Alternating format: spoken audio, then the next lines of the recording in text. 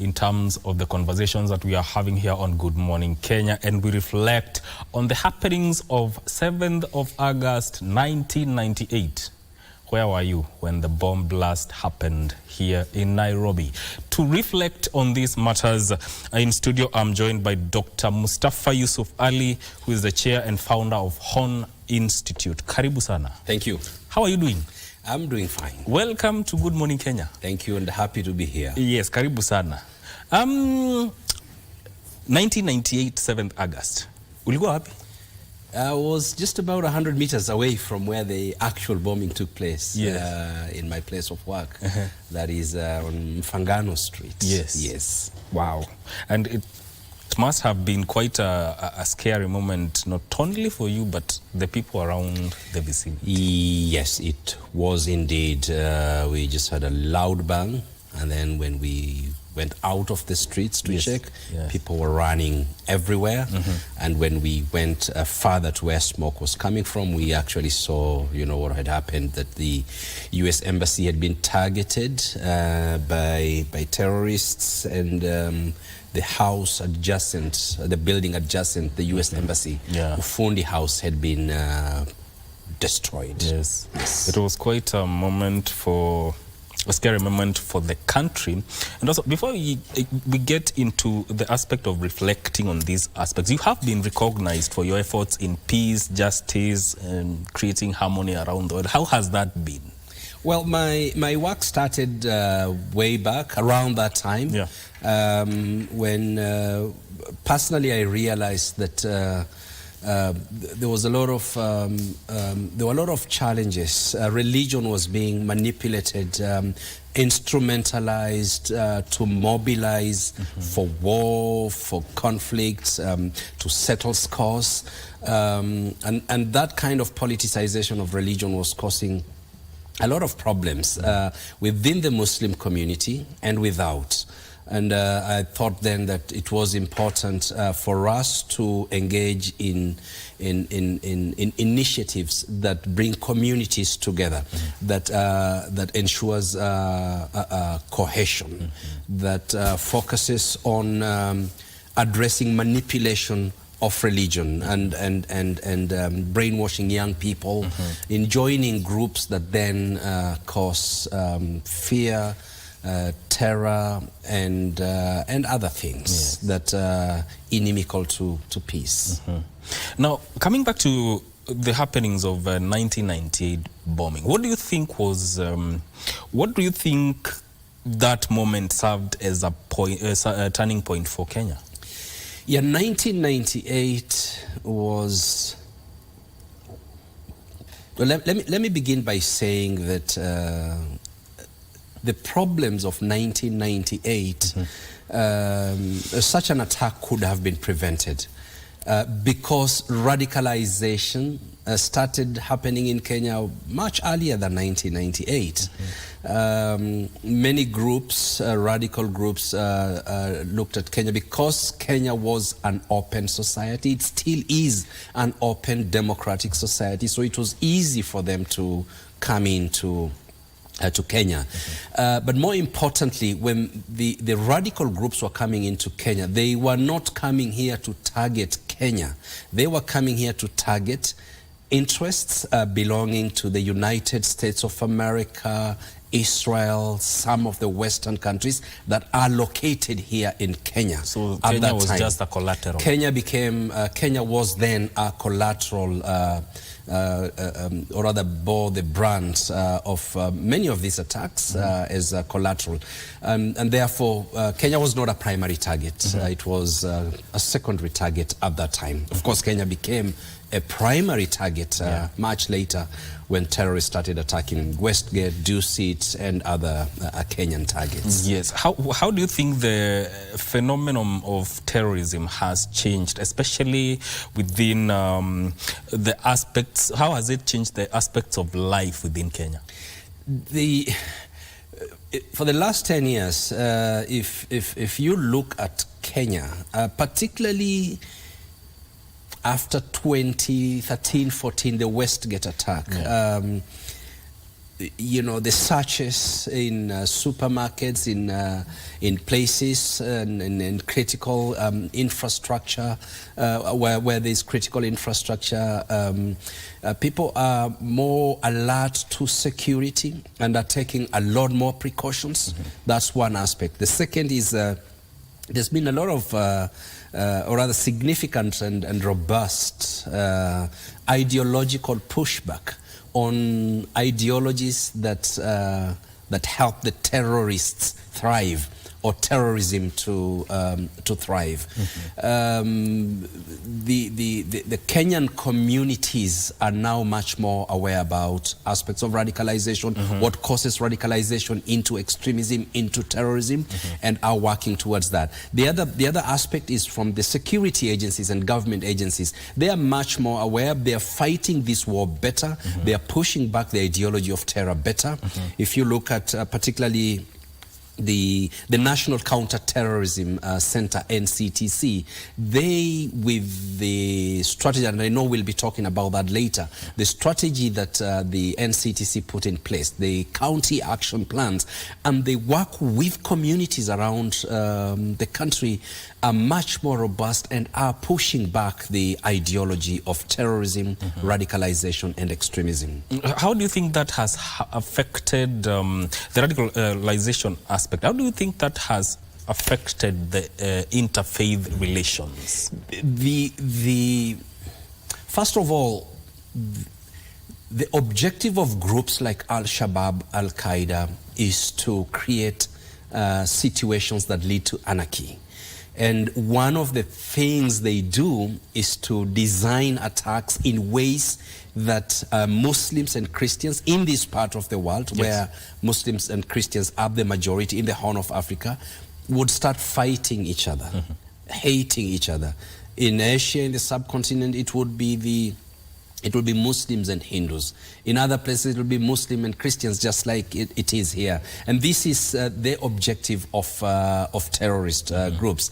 And they have succeeded to some extent. If you recall some attacks in Mandera that was being carried out by Al-Shabaab, they actually were specifically targeting Christians in Mandera, in Garissa, in Wajir. And the reason why they were targeting Christians is they wanted Muslims and Christians to fight each other. They actually wanted to see Christians in other parts of Kenya rising up against Muslims. And having a religious war is very easy to start, but it's very difficult to end. But unfortunately, you know, the media also has fallen prey to, or have been manipulated by terrorist groups in the reporting. And if you saw some of the reporting, particularly from the newspapers at that time, was that Muslims kill Christians in Mandera. Well, it was not Muslims killing Christians in Mandera. It was a terrorist group targeting Christians in Mandera in order to excite differences and even cause a communal conflict between Muslims and Christians. So there was some sort of a perception issue when it came to reporting. Oh yes, that has always been until today, and I'm glad that we actually notice a huge difference in today's reporting by the media and the way the media used to report 5 years, 6 years, 10 years back, particularly the Kenyan media. I think the Kenyan media is much more aware about the designs of terrorist groups, and I know there's been a lot of training and exposure given to journalists, the media institutions in the country, as much as it is provided for by faith communities, faith leaders, programs spearheaded by the National Counter-Terrorism Center, and community relations. So this has helped a lot. Unlike the West, if you look at what I'm going to say their names, BBC, CNN, Sky, Fox, are reporting in the West and say, you guys are far much more ahead than those media institutions in the way you are reporting terrorism, radicalization, and extremism. Now, the aspect of seeing terrorism for what it is, have we, based on the happenings that have happened since 1998, can you say now people can see terrorism for what it is, not based on religious ideologies? I think finally, yes. Kenyans especially are seeing terrorism for what it is, not a religious issue. Even though the mobilization, instrumentalization of violence may be done along, or you'll find religion being cited from time to time, but Kenyans are now smarter because of the awareness that have been created. They are able to see terrorism for what it is.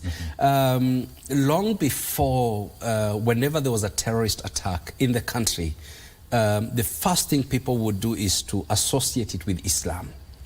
But now, many would not associate it with Islam as a religion, but will associate it with criminals. They may associate it with Muslims because a lot of people who have been carrying out these attacks at some point had Muslim names, but they know the difference between what is Islamic and what is Muslim, because Islamic and Muslim are two different things.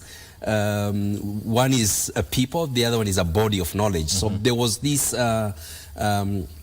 conflation that terrorism equals Islam. Secondly, is there are many other incidences of terrorism, extremism, that are not necessarily religious, are political, and we see that happening. And so Kenyans are much more aware. In fact, they're able to differentiate what the religious motivations for terrorism, the political motivations for terrorism, a social motivation for terrorism. And thirdly, and this is my last point on this, is we also see aspects of extremism, like what we saw in Shakahola in Kilifi. You know, this is a classic example of manipulation of religion, instrumentalization of religion for the purposes of greed and to challenge. Or not to challenge, and to brainwash people to harm themselves and to harm other people. And so extremism is not just about Islam as it used to be. And today people understand it as a social problem that needs to be addressed as such. Yes. Well, speaking of that, what is the geopolitical dimension of terrorism in relation to Kenya and also across the world? So this problem of terrorism was not, it's not a Kenyan problem, or rather was not a Kenyan problem. These issues were brought to us here.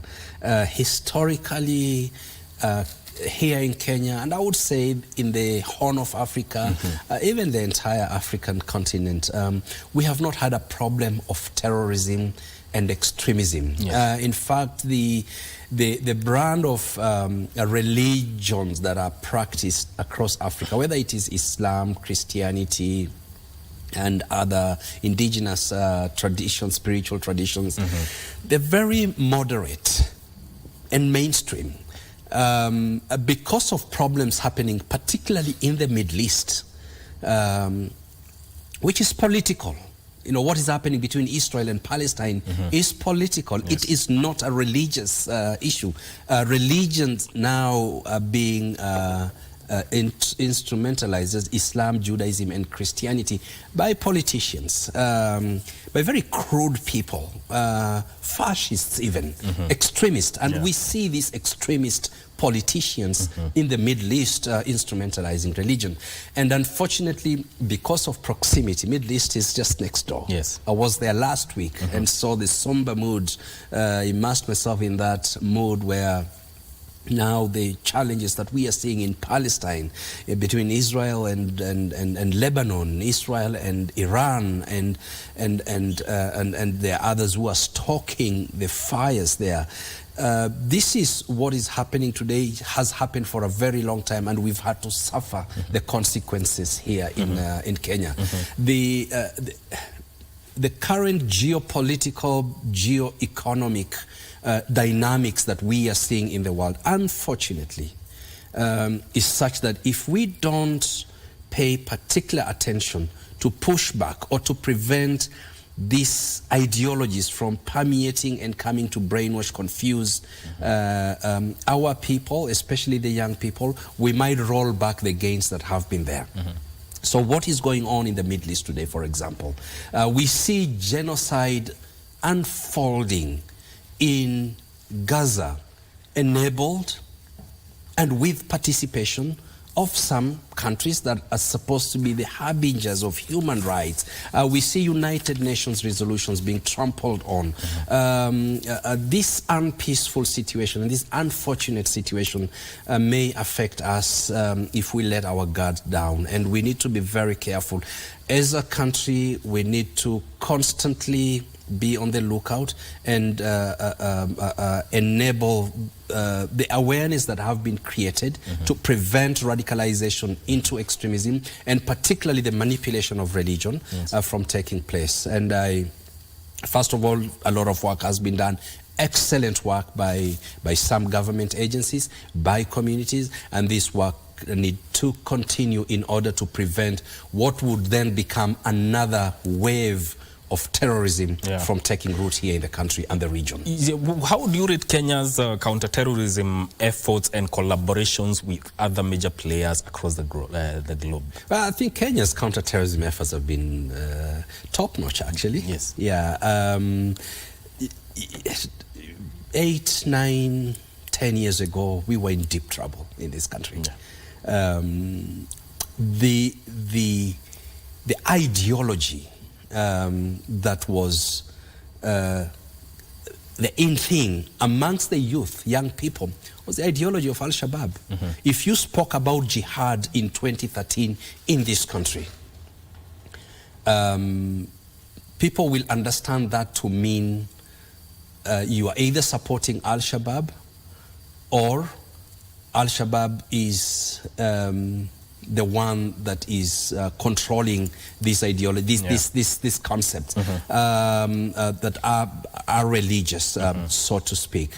And at that time, many young people understood some of these concepts, like jihad, like the caliphate, al-hijra. These are Islamic constructs that I'm sharing here, just a few. They understood this concept from the point of view of Al-Shabaab, Al-Qaeda, and the extremist organizations. Today, we cannot say that that is the case. There have been a lot of education, awareness creation. So when someone is speaking about jihad, one understands what jihad is. Jihad is not that jihad that we are seeing across the border in Somalia. If young people, if any of these terrorist groups come to recruit here in Kenya, young people understand jihad better than they did 10 years ago. Exactly. Courtesy of the work that has been done between the government and communities across the country. Speaking, you mentioned Middle East, and one of the things that comes out is what is going there. And how is the situation in Middle East affecting the global counterterrorism efforts across the world? Yeah, Middle East is a sad story at the moment.